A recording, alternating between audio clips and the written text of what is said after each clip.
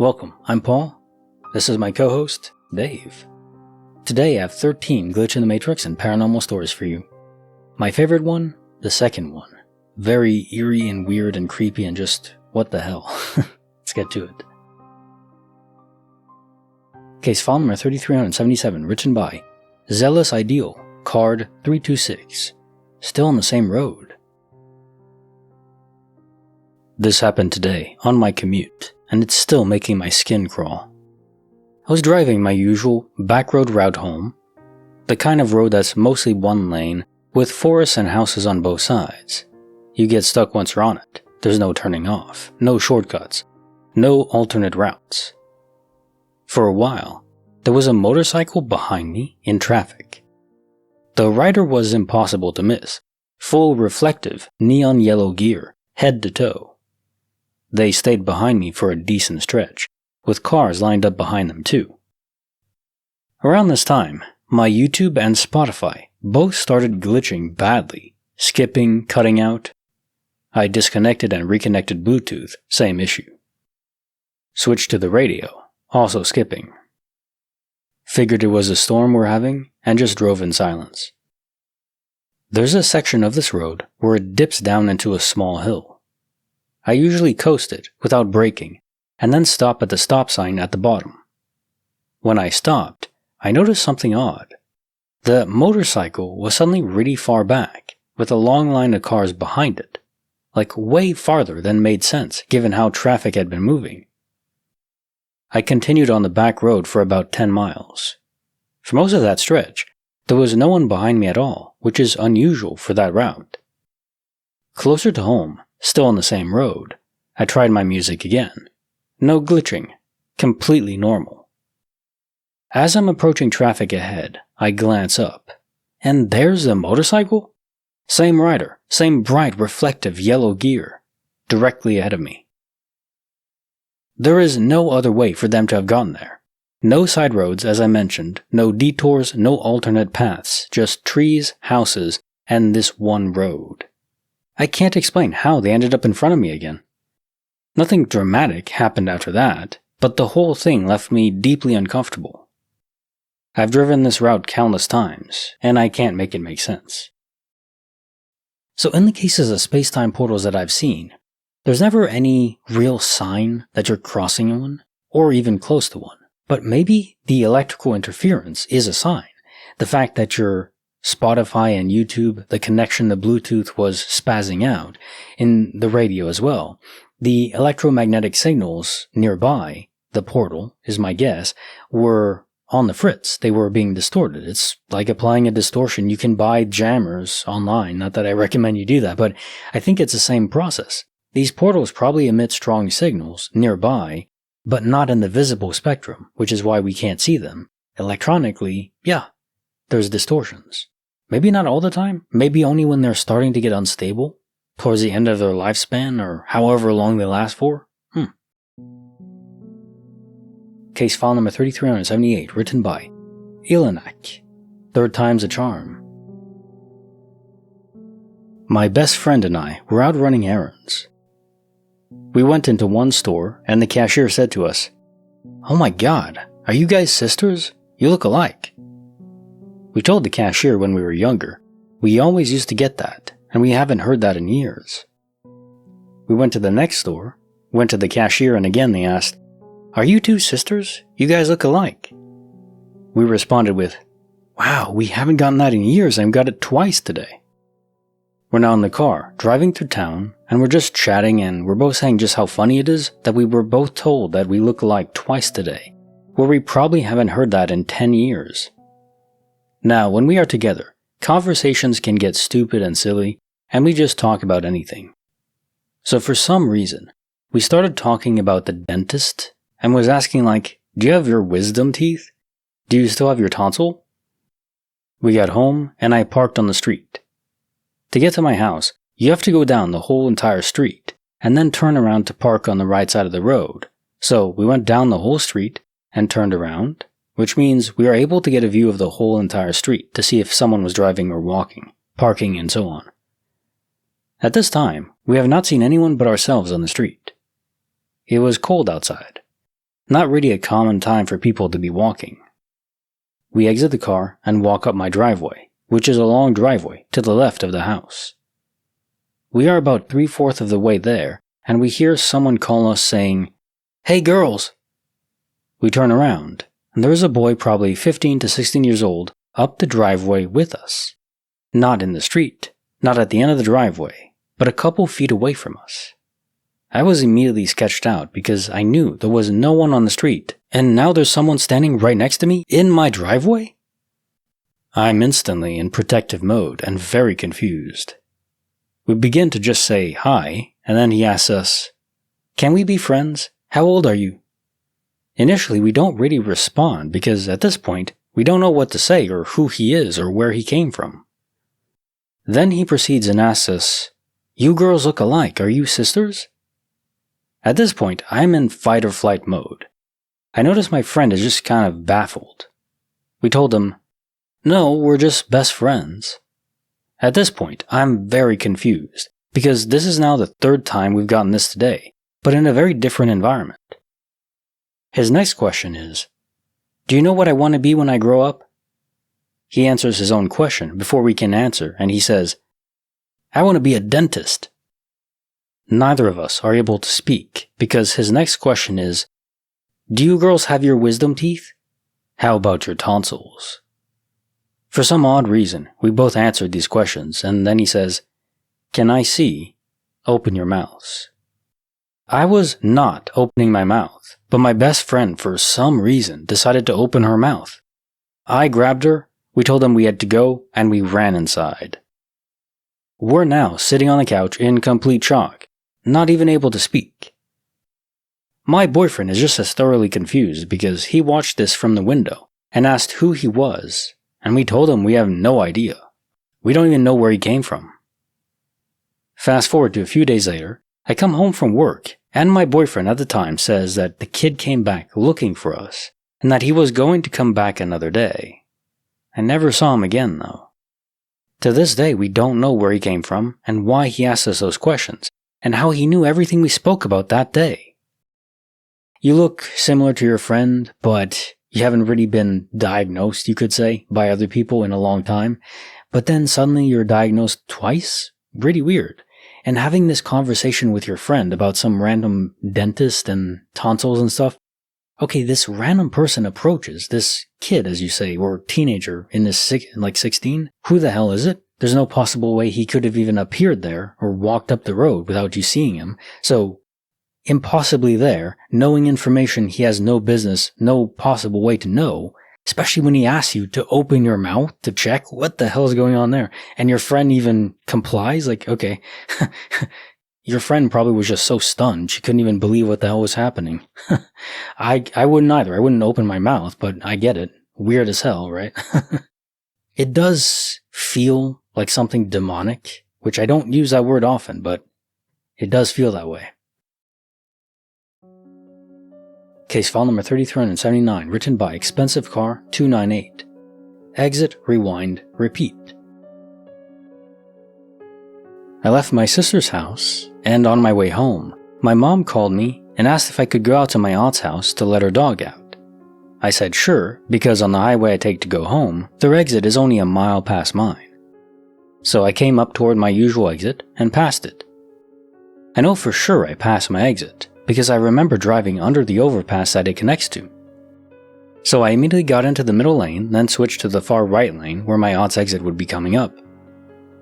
To preface, I take this exit all the time, and am very familiar with its location. I guess I completely zoned out as I was listening to a song, Me and Bobby McGee, and at the end of the song I realized I had been driving way too long, and I had to have missed the exit to my aunt's house. I didn't even have time to wonder how or when I missed it when I came up on another exit. I got off on this exit and was completely confused about what just happened when I realized it was the exit I took to my house that I vividly remember passing minutes earlier. I know this doesn't make any sense. I drove straight the whole time. I know for a fact I passed my exit. I don't have any issues with my brain. I'm 26 years old and healthy. I'm not crazy. I don't do any drugs. Nothing like this has ever happened to me before. How did I end up back in my exit? What the fluck happened? I don't know what to think other than it felt like a glitch in the Matrix. Case file number 3380, written by Lowside3317. The Girl on the Screensaver. I was going to grab a coffee this morning at Tim Hortons. I don't usually go. The drive-thru was extremely long, so I decided to go inside. It was completely empty, aside from two men about 50 to 60 years old, sitting at a corner table. The men locked onto me as soon as I walked in, but whatever, old creepy men, that's nothing new. I mind my business, order my coffee, and while I wait, one of the men comes up to me. He just kind of stands near me, so I move out of the way and say, "Oh, sorry, am I in your way?" He says, No, sorry, can I show you something?" Of course, I'm kind of cautious about this and say, "Well, depends on what it is." He proceeds to show me his screensaver. It is a young woman who looks identical to me. I mean, if you put us side by side, we could be twins. He tells me it's his daughter, and he was just taken aback when I came in. I laughed and told him I agreed we look extremely similar, and asked her name. He told me her name was Jade. This was another blip on my "what the fluck is happening" radar. When I was a kid, all I wanted was to be named Jade. All my gaming tags were a variation of Jade and numbers. When I played make-believe with friends, I was always Jade. I even told strangers my name was Jade. It was a strange obsession that I think a lot of kids have with names that they wish they were named. I just smiled and said it was a pretty name. He explained that she was in Hong Kong. I told him that would be a fun trip, and he proceeded to tell me this crazy story of how she was scammed into taking a package to China and got arrested in Hong Kong. This exact story actually happened about 3 years ago in a town about 4 hours away to a woman my family was loosely tied to. I look at him and say, "You know, I want to be sympathetic, but are you flucking with me right now?" He told me he swears on the Bible and isn't trying to make me uncomfortable. He just had a hard time not talking about it, of course. Now, I work inside the court system, specifically with mentally ill offenders, many struggling with addiction. I start to do my regular checks for signs of intoxication and mental health symptoms. This man seems completely lucid. Now I jump to him trying to pickpocket me. This is a good area, but you never know. My belongings are still on me, and the other man he was sitting with is standing about 5 feet away. This is when he starts to tell me his daughter wanted to get into law enforcement, and was enrolled in the same school and discipline I recently graduated from. I'm not necessarily someone who looks like I work in the field, and I definitely don't advertise it on my person. He says he won't keep me any longer, shakes my hand, and says his name is Gary. He introduces his friend as Cameron, but says people call him Taco Man, because when he drinks, he likes to make everyone tacos. This is my final time to get out of here. My ex-boyfriend, who I was with for a very long time, was jokingly called the Taco Man, because he would get drunk and make everyone tacos. They held the door for me as I left, and I watched them get into a pretty nice, newer truck and drive off. I have never felt more strange, never seen these people again. I find this story also extremely fascinating because it's information that they couldn't possibly know. Like, okay, you could say on a grand stretch that these people were trying to prank you, they were stalking you, they learned everything about you just to ambush you in the Tim Hortons. Okay, there's a lot you can learn about people online.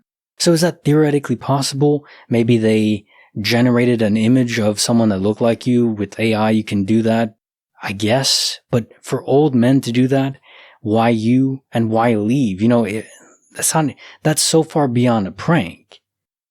I can't believe it, right? But what does it mean if it's not a prank? There's a connection to someone else? It's a soul twin, not a physical twin. I think this proves that there are people out there that we are synchronized with.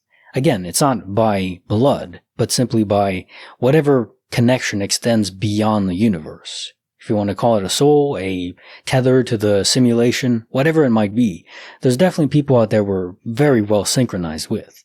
Fascinating. And I guess there has to be a pull. Like, what are the odds that these people would meet you in some random Tim Hortons on a random day? The odds are astronomical. So there has to be a pull, a draw. Maybe not directly with the person, but at least people related to that person that know them well. I just find that so fascinating. But I think the detail that really seals it is the taco man.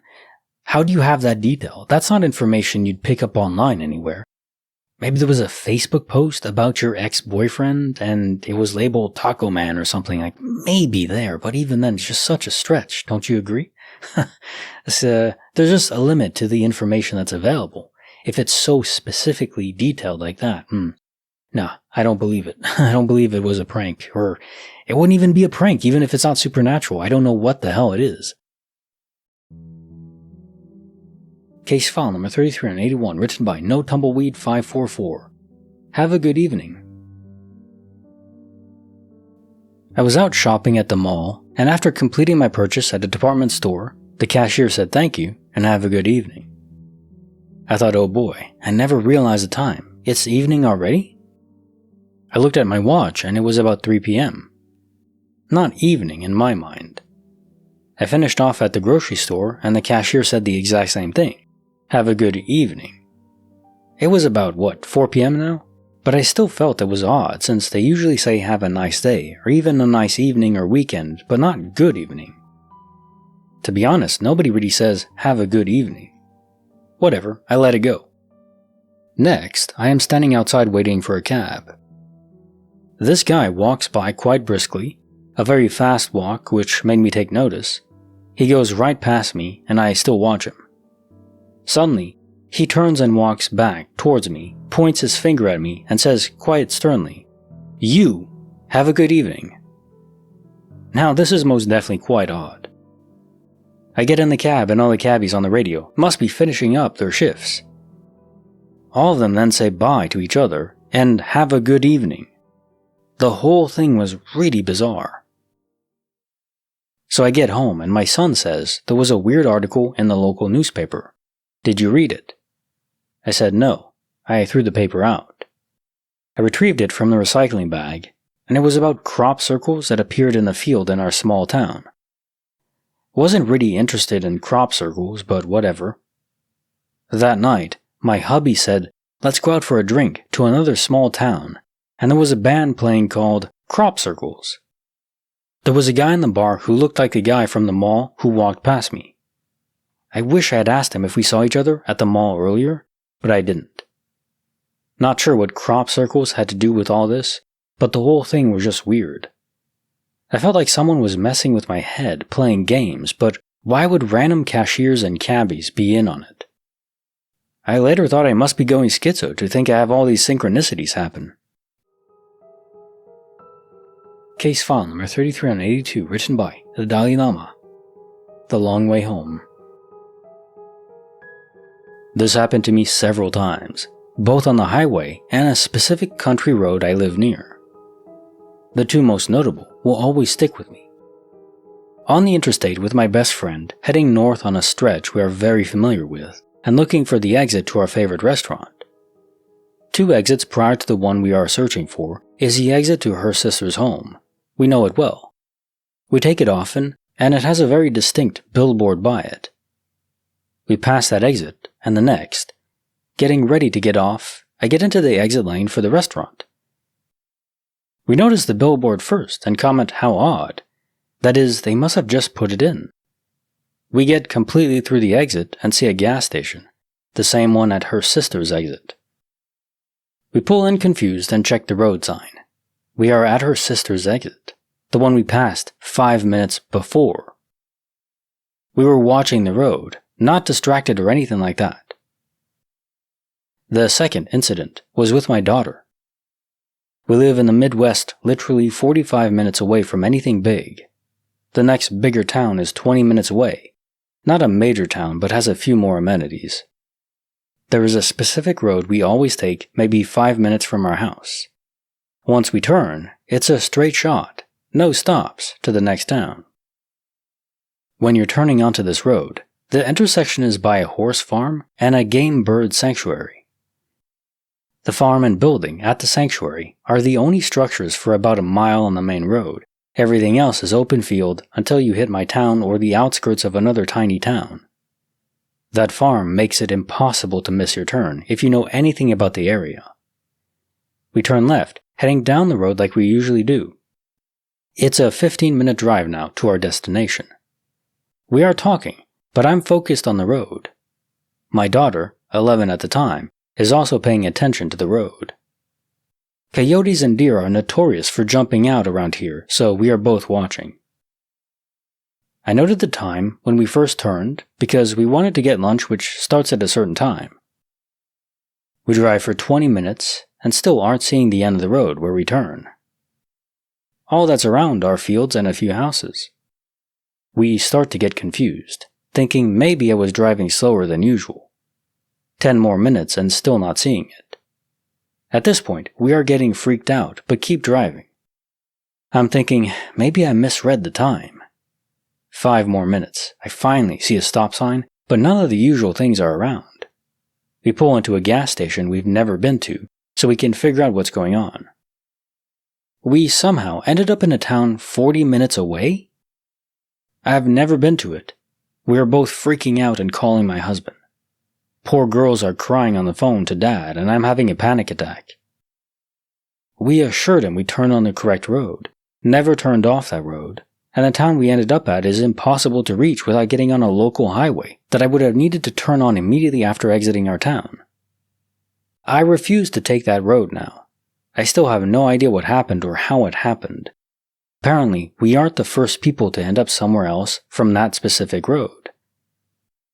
My husband ended up on a weird county road.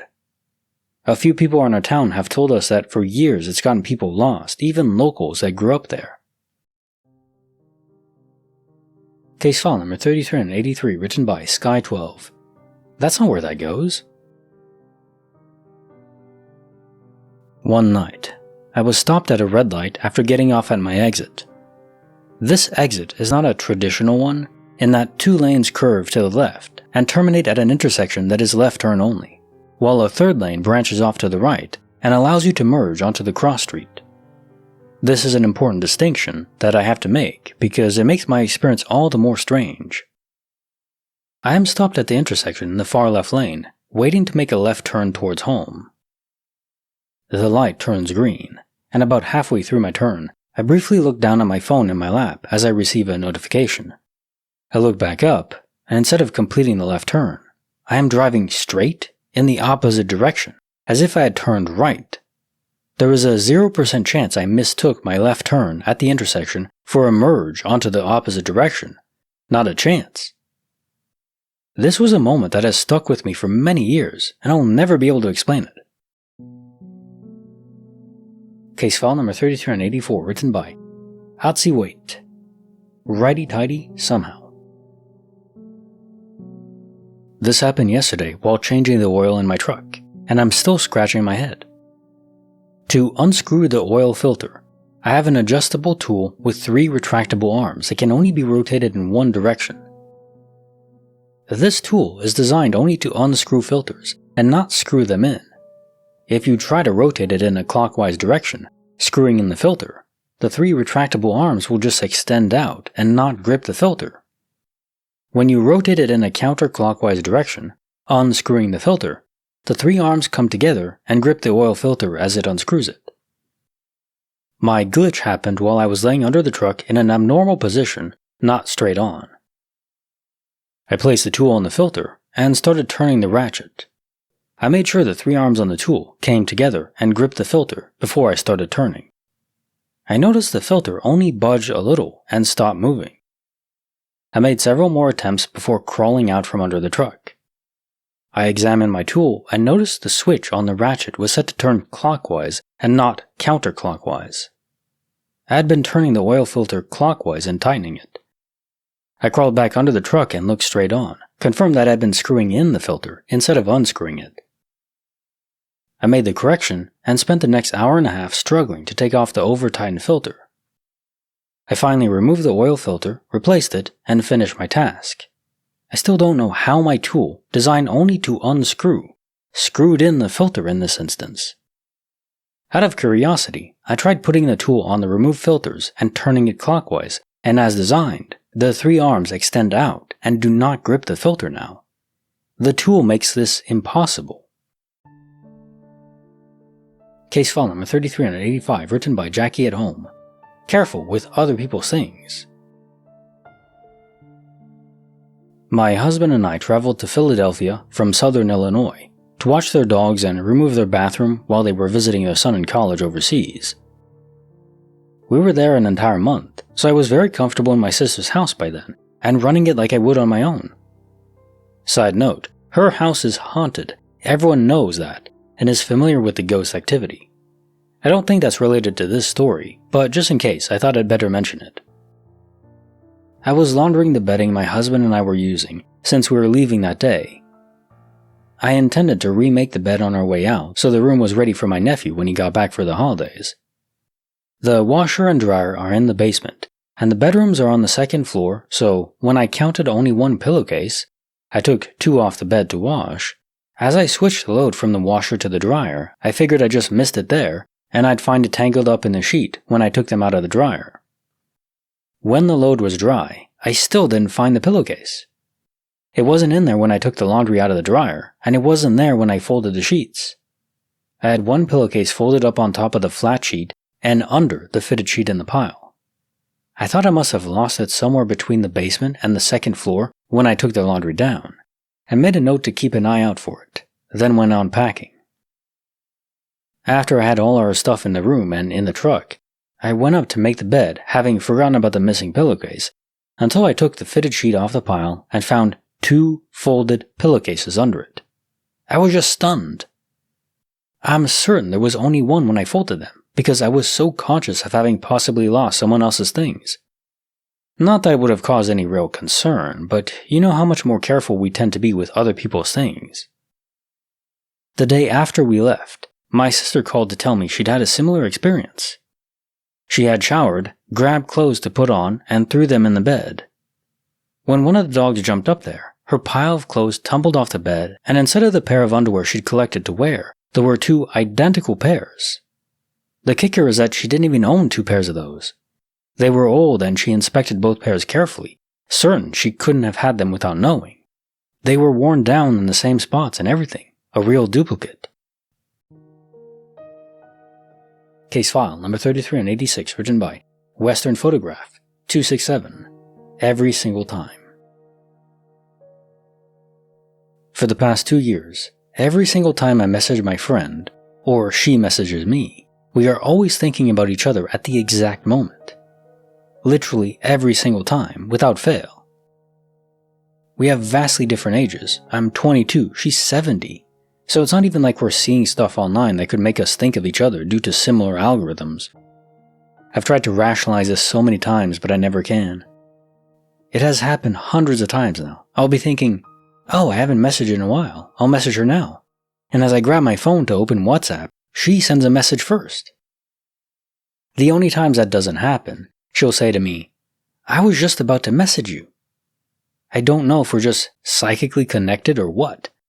Nobody ever believes me until it happens in front of them. Sometimes when I think about messaging her, I'll wait and just stare at my screen for a few seconds, and boom, a message from her arrives. It is genuinely insane. One time is a coincidence, twice is funny. But every single time, hundreds of times, what are the chances of that? Case file number 3387, written by ICP-2180, Steam, Mirrors, and Magic. My husband and I were heading into the bathroom to shower, and I was ahead of him and looked into the clear lid on my cup and saw barely any water left. 1 small sip. I sipped it quietly, but it still made the noise when all you're sucking is air and droplets of water. I tried to do this quietly so my husband would go back to the kitchen to fill my cup because I knew he would if he knew it was empty. In the middle of the shower, I got hot and stepped out to grab his bottle off the counter for a sip of water because mine was now empty.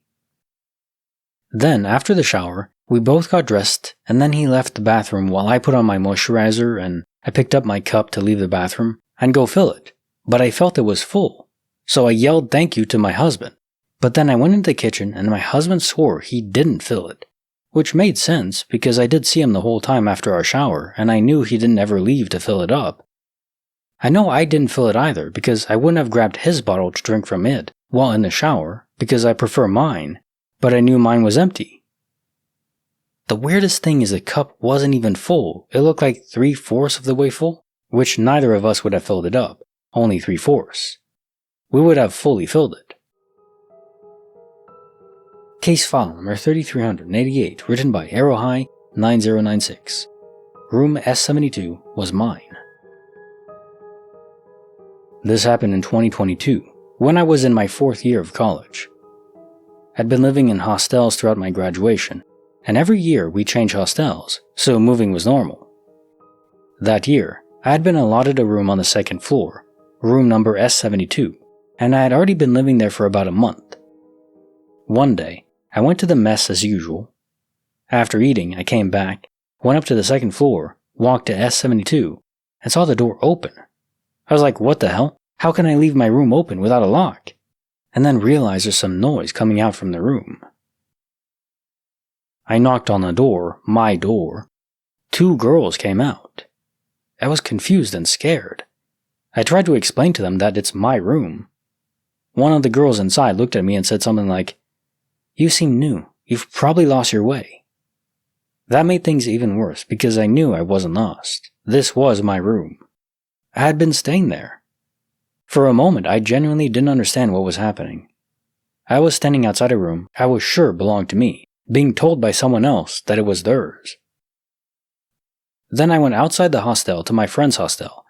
She was staying in another one as she was from a different stream. I told her everything. Then we both went back to my hostel, and guess what? Everything was back to normal. My room was locked, and no one was there.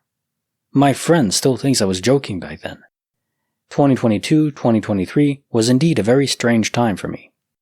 A lot of strange things happened that I still don't understand. Okay, into a mirror parallel universe. These crossovers are weird, random, and maybe they don't involve quantum immortality in terms of death all the time. There are transitions that happen that are temporary, for whatever reason. Maybe they do involve space-time portals. I don't know if those can interconnect with higher dimensions and cross into the multiverse spectrum. That's a lot of ideas in one sentence. But clearly, from my perspective, this was just a different universe. One where your room, you probably still were in that hostel, but we're in a different room. That'd be my guess. Case file number 3389, written by Arrowhigh 9096. Between Faith and Physics. For some context, I used to have really intense nightmares back in the day, ever since I can remember.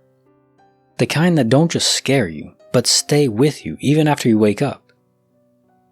Because of that, my mom got me a kala daga, black thread, from a priest and tied it around my right foot in 2022.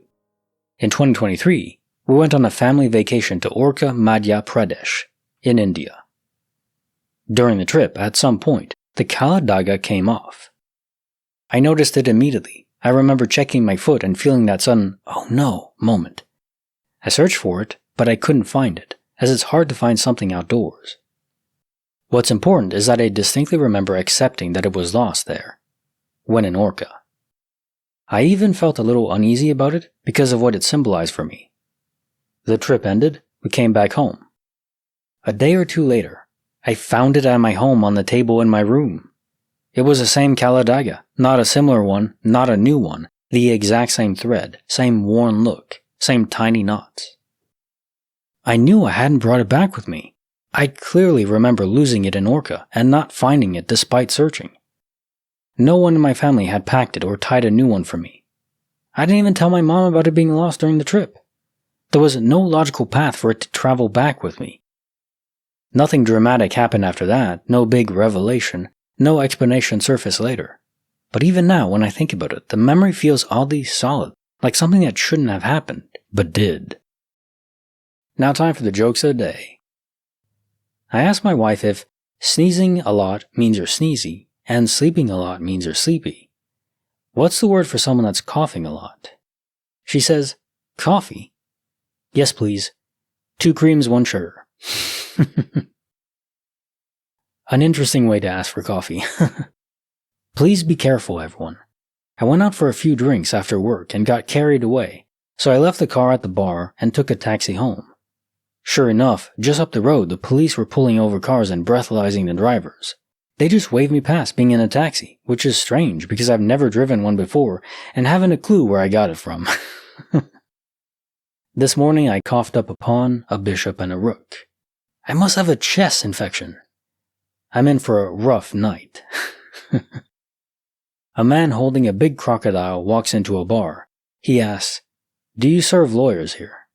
The bartender replies, "We sure do." "Good," says the man.